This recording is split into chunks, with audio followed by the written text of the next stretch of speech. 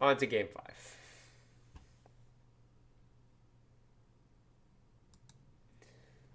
So on to round 5.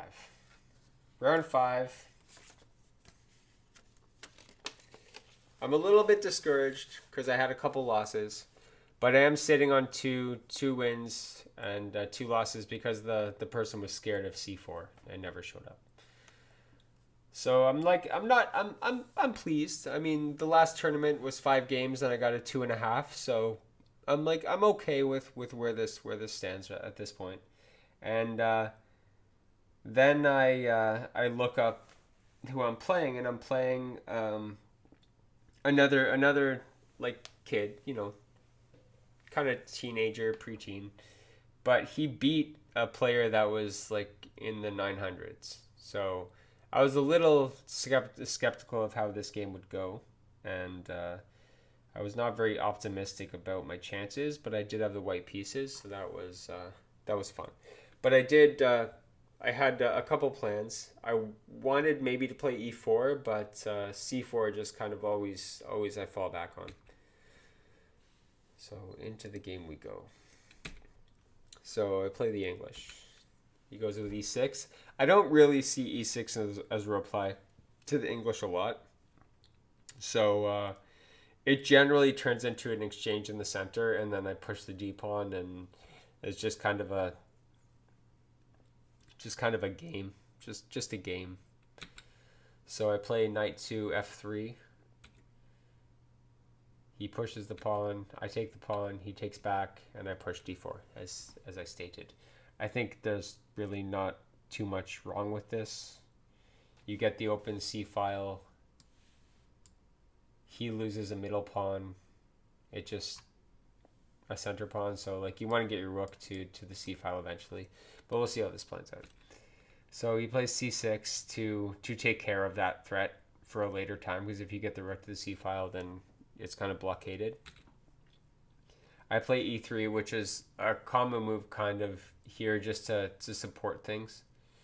You don't want to get too much in trouble, get into tactical battles. That'll be troublesome in the center. So this kind of delays playing e4, which may be played later, but we'll see. Knight f6. Again, you have a nice little outpost for your knight, a couple of them. Which again is a little bit of a problem, but I can bring the knight into the game to take that away. But I brought the bishop instead, which again is another way. If he brings the knight in, I trade the bishop for a pawn, and then he has the bishop pair. But the center is kind of locked up, so the bishop pair I didn't really feel like was a bad thing at this point. But again, this pin, always this pin. And at this point, I was really reluctant to play h3 because of what happened in the last game. In the last round when I played h3, it was devastating to me. So I really, really didn't want to do that. So I castled instead. Bishop d6. So now he's got quite a bit of pressure. Like he will maybe get a bit of pressure on this pawn. I don't really want to play weakening moves because like my bishop's not there. His bishop's in that territory. These bishops are not friendly to my camp. I don't like it. So I play knight to e1 because I need to have some kind of counterplay of some sort. So I'm like maybe planning to get the knight in, push the pawn, see how this business goes. He castles kingside, which I think I'm fine with. Queenside, eventually might have been a little... Yeah, it might have been dicey if he castled queenside, but I think it's still fine for how I play. I'm not saying based on what engines recommend, because I'm not checking the engine. So I bring the knight in because I do definitely want to have a little more control of the e4 square. I have a lot of it when I push the pawn, but at this moment, because the pawn is not pushed, I don't have it. So now I have quite a few defenders of this pawn, and he only really has two. And I probably want to take with the bishop first, just so his bishop is stuck there for a bit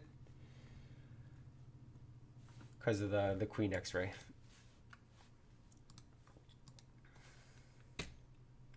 So he sees, and no, I will pin your knight to your rook. And that I didn't see because I don't play this kind of move, so I don't see that kind of move. But even when this move pops up, I have no problem because my king is not on that side playing a3 at this point. So I do that. He trades the bishop for the knight, and then again, it does open up the square, but the square is covered by the bishop. The problem with that is that the square is actually covered by the bishop, but what do you do when the pawn takes? Because that pin is still super annoying. So at this point, I just play... He played... he honestly should have just played the knight move. But he was looking for, I guess, more support of the knight move. So he played rook to e8. But I think the knight move is probably better because I don't know how to handle it. That pawn's gone. Like, it's gross. So he plays rook e8.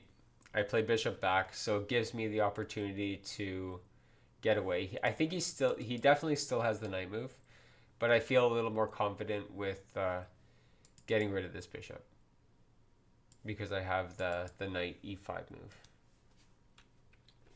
So he brings the knight in as expected. I put the knight back, which eliminates his influence on this pawn. Even though the pawn is protected twice, it does eliminate his influence on it. This pawn's free right now. I, at this point, was okay with that because after I move the queen here, he can... Hold on, let me see. No, it's not good. I'm losing a rook in that line.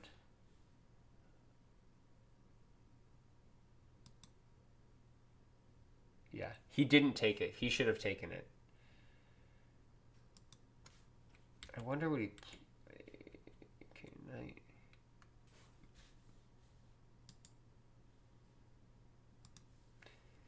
.95. So, okay, so the problem with this is what I wasn't looking at. Yes, so the reason he can't do e5 right now... Actually, no, there's no reason. He should probably just play knight e5 because it's terrible for me.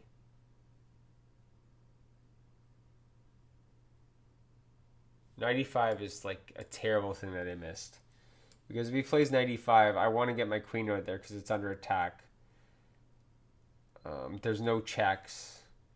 So my only plan is to just lose the exchange because he can just attack that. I take, he takes again, and then I get back with the queen. Or take back with the queen. So yeah, I'm losing a rook there. The center is still kind of jammed up, but I don't like the idea of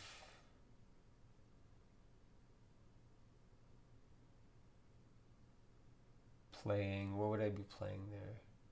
I'd be playing a bishop, rook, and queen against a knight, two rooks. Yeah, so I'd just be down a piece.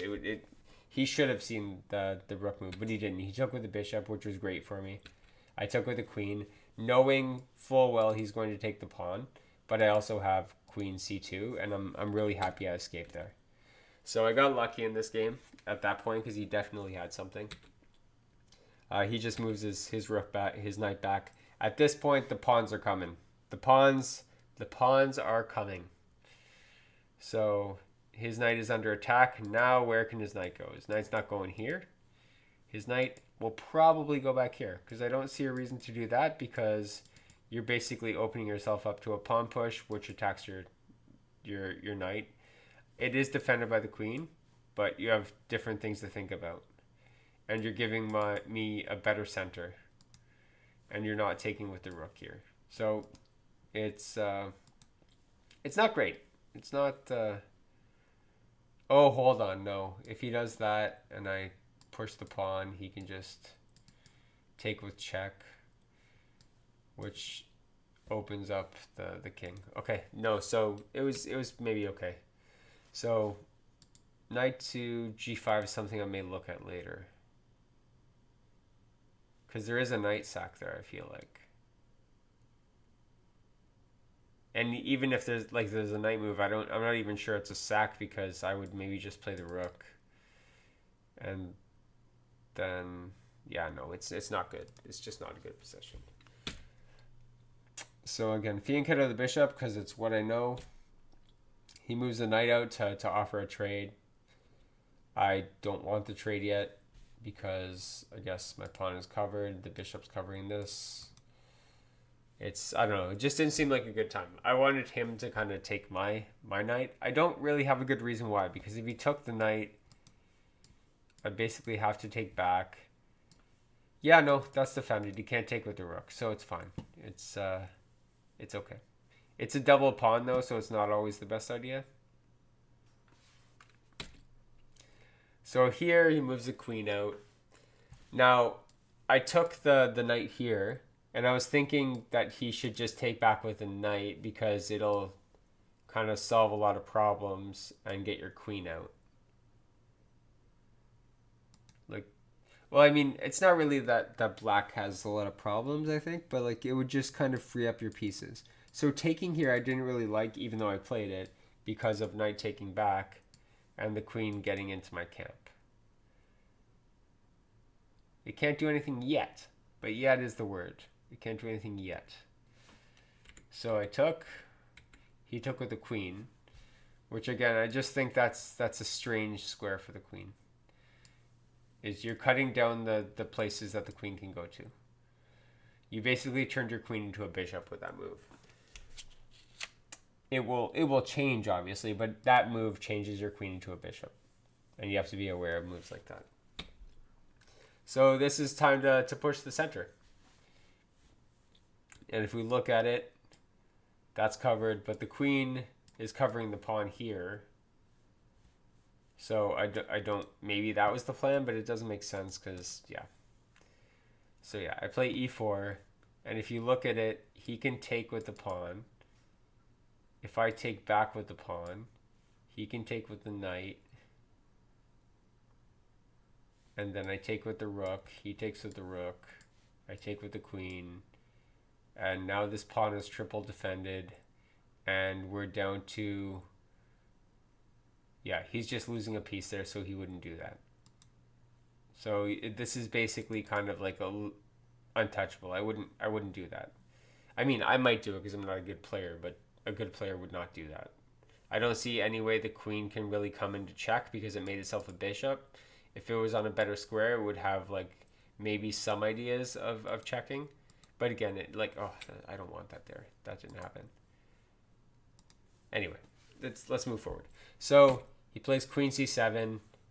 Now I guess like to get a better angle, like give your queen some more influence. And I just pushed the pawn. Oh, I didn't push the pawn. Okay, sorry, I'm getting ahead of myself. I guess I still thought it was fine because, yeah, so if he takes, I take back. If he takes with a knight, I can still take with the rook, and it wouldn't make sense. So he probably won't take, but I can take. Then he'd have to take back with a knight because you can't take with the pawn. So, yeah, that's why he's not taking. I don't want that either. That was not in the game. So, I wanted double rooks now. And I felt like I had time to double rooks because this pawn is pretty defended. It's pretty defended. It's not. It's 3-3. So he decides to do the same. We double up rooks, and then I push the pawn. Now I'm starting to get a tremendous amount of space. He does have a better queenside pawn structure, which I feel like could be used at some point. So that was always focus. I was always focusing on that. But as of right now, this is not a situation where you trade for these pieces. So the knight has to get out of there. The knight will probably go back to here to put a little more pressure on the pawn, but it's still not something you do unless you want to lose a piece. So knight, let's say knight takes, pawn takes, and then that's kind of the end of it. Even let's say if knight takes, then the rook would just take. And then your rook would either stay there or not stay there, but you could just get a better pawn in the center. It's still scary on the queen side, but yeah, no, I'd say take with the pawn. All right, moves the knight back. I defend it again just to be safe. F6 to attack the pawn, and here's where the fun begins. So this game looks like a draw, and the material is kind of similar. I have the center, but by playing this F6 pawn, he allows me to push E6, and your knight is under attack now. So you either take your knight out of the game and bring it back in this way, or you actively play this move and attack the pawn, but that allows me to push the pawn here, and that's kind of what I was depending on. So that's what he did. So I had an instant move, and he played G6, which I wasn't really expecting because it didn't make a lot of sense to me. Because I feel like I was looking at the possibility of the bishop getting to this area here, and taking here just seems stupid. It doesn't seem like a great idea. I mean, but the knight does cover checks, so I guess it's fine. So I defended, which is maybe... Oh, I didn't defend. So yeah, I did the bishop move first, which I guess he doesn't want the bishop move, because if he takes, I can attack his knight and get his knight away from there.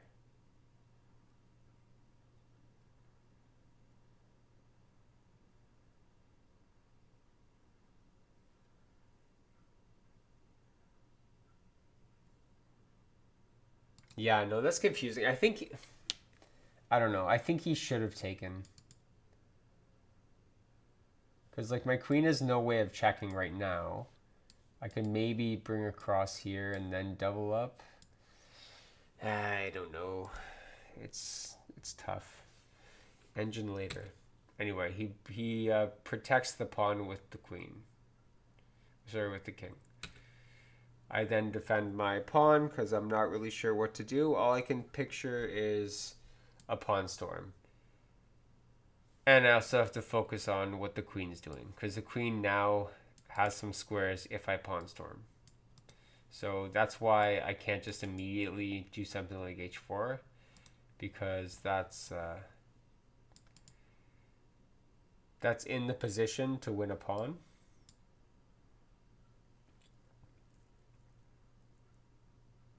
And maybe win 2 pawns.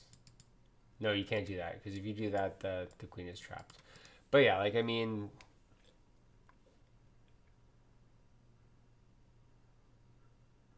yeah, it's play it safe. So knight b6, and this is where I was a little bit concerned, but also confused, because his queen was helping, it was doing something here. Here the queen is threatening, and then when I looked at it for a while, then I realized if I just start playing at h4, then I'm just definitely losing the pawns, because there's takes with check. But like what I didn't give myself enough time to process was that if he does the check here, I can just block with the bishop, and it's fine. But then there's the potential for pawns coming later, and I really didn't want to deal with that. So I took quite a while, and I thought that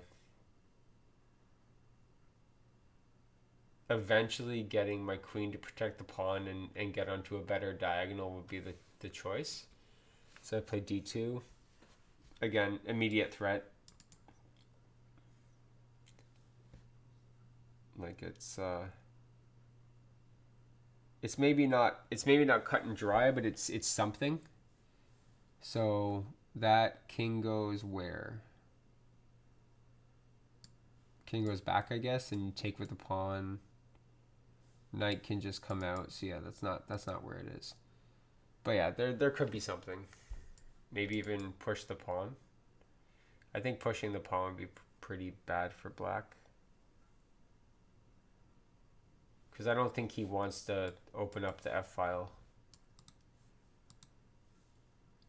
But yeah, so that's enough arrow drawing. So he plays g5 to close down this attack because it's kind of the easiest option. Makes the most sense because you release that tension there, and now I'm just kind of I'm stuck here. Like this feels like a draw, or black might be better. I moved the king h1 to get out of this pin, so now I can move my queen around and not have to worry about that. Maybe bring my bishop to protect the pawn first, then get my queen somewhere, because the rook is always protecting that bishop. So the queen comes into my territory. The bishop is still covering it, so it doesn't matter. But there is this check. I'm not sure if it leads to much, but it is a check. Maybe a perpetual. I'm not sure. Yeah, I don't think there's a perpetual there. I don't know what it leads to.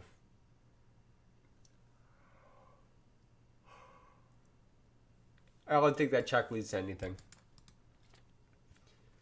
And he's attacking the pawn, but the pawn is already protected, so I don't really understand this move. I just kick it away easily with just rook to e3. And then he moved back, and because of how I was feeling about this game, and I was really tired and a little bit discouraged from the previous games, is I thought that he was just going to keep repeating and then go for a draw. And I thought that's how it was going to end. I thought it was going to be queen, rook back, queen, rook, and then basically one more time and then it would be over. And that's kind of what I was hoping for, because I felt like he knew what was going on and was a little bit stronger than me. So I really didn't want to be in that kind of position.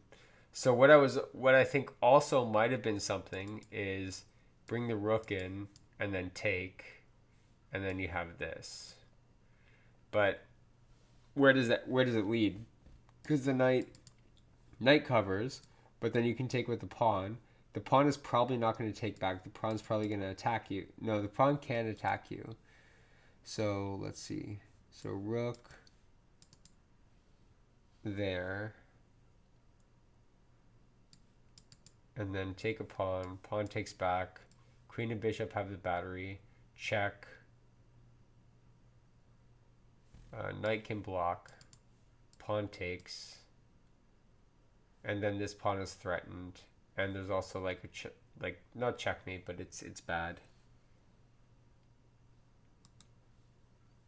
Yeah, that's something interesting to look at. So maybe something like that was in there. So if you're at home watching, you can maybe look into those kind of lines on move 31. So I move the rook back, and I'm expecting a draw, but he doesn't. He pushes. He pushes c4 or c5. Sorry. And at this point, I'm a little bit nervous, but not super worried, because I can just start opening up the H file. That's kind of what my plan is at this point. He doesn't want to open the H file, obviously. He can take this pawn if he wants, but then it's just doubled pawns in the middle of the board, and you give away some of your advantage of having all these connected pawns. So I take, because I want to open the H file. He takes back. Now the H file is effectively open, and the rook is maybe even more potent now, and these pawns are taking care of each other. So it may be bad. So let's say I move the rook off the file. The knight can take, and because the queen is there, it's not great. So I need to do something about this this battery of rooks. So I first defend the pawn, because if he takes, if the pawn takes, I can either offer a queen trade here because the queen protects the bishop still, or I can just take with the bishop and threaten the queen. Queen has to go somewhere, and like even if it goes back, I think I still have the rook move to protect the pawn. Yeah, so it's like I didn't see much. It just, this looked like it wasn't a problem, but I just wanted to get my bishop on a better diagonal. And here's the moment where this bishop move was kind of like, it was a few things. So I wanted the bishop to come to the c3 square. And I was kind of like, I had like an idea of maybe getting the bishop to b4, because that would be very, very problematic for black, who is now probably having to undouble his rooks, and because the rook that's being attacked doesn't have many squares, it only has one spot to go to. So after he pushed c4, that really helped me. And at this point, I feel like queen move here. No, still wouldn't have worked. So yeah, at this point, I think that I'm kind of free to play bishop b4. So he first takes the pawn here, which I feel like is a mistake because he doesn't see the bishop move. And he does have like a little intermediate move here, but the problem with that is the bishop on this square, like after I play the bishop move, what are you doing? Like, you can try to calculate something like that, but you're just losing terribly. Because, let's say, sorry, crap, delete. Actually, let's just make the moves. So let's say the knight moves here. I'm just immediately checking. And the pawn's cutting off the king. So the king can go here if you want to lose another rook. Or the king can go back. And then you lose another rook anyway. So it's not good. It's not good. And then that's just mate. So like that's just one of the lines that can happen. So that allowing the bishop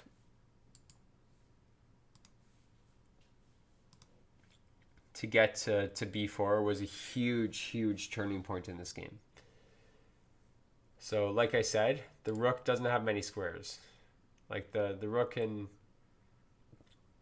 well, the rook now has squares because the knight has taken the pawn. So the rook can go here. But the problem is that you want to keep the rooks together because there's an issue with the queen being on this file now. So the queen being on b6 is now an issue because the second you move the rook away from the defense of the knight, you can just take the knight. And I don't see a way out of it. Like, what do you want to do? Give up the bishop and hope for some kind of pawn storm late in the game? I don't see a great way to do this. Because, like, I mean, even if you take with the bishop, I just take with the queen. Like, it's terrible. So, at this point, I feel like it's kind of a resigning game. But he takes with the rook, I take back with the rook, and you're not going to take the queen. Like, are you going to? Like, why would you do that? I think it's better to resign than take with the queen there, because you're just creating a passer.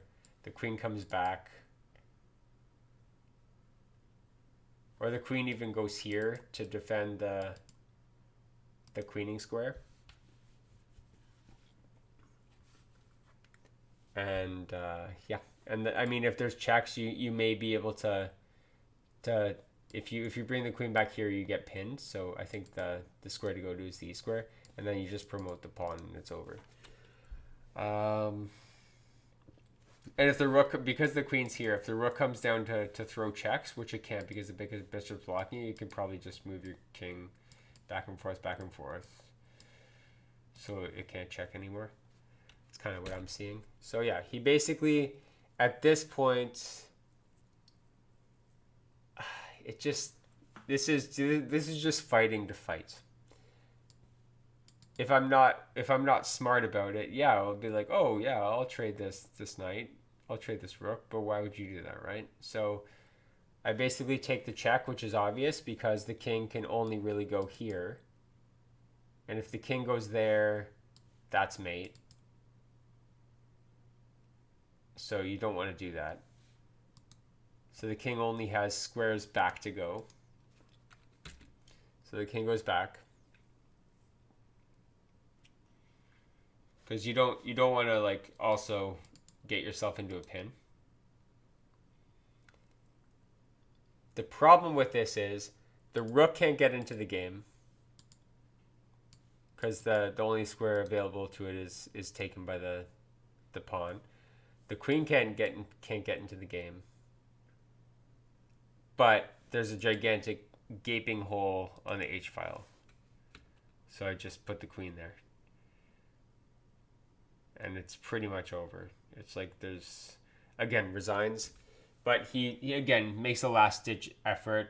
For someone who's maybe not thinking clearly, they may take that rook there and be scared, but there's an easy mating sequence here. And that was game.